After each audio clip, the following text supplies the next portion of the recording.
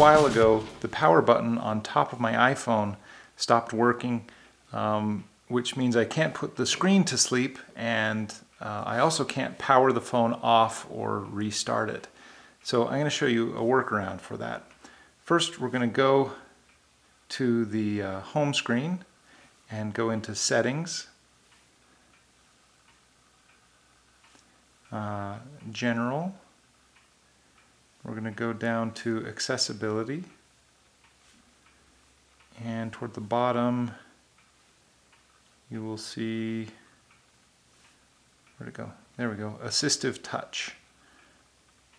I'm going to turn that on, and this puts this little dot on your screen that stays there all the time now, and this is a handy little feature when your buttons are broken. One of the things you can do, if your volume buttons are broken, you can adjust the volume on your phone. But for us, we're going to use this lock screen button.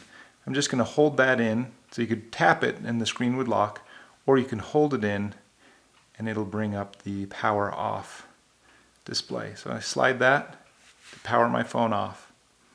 Now to get it back on, obviously the power button isn't working.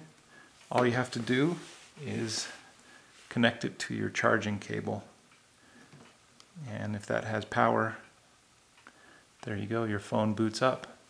So that's how you power your phone off and reset it, even with a broken power button.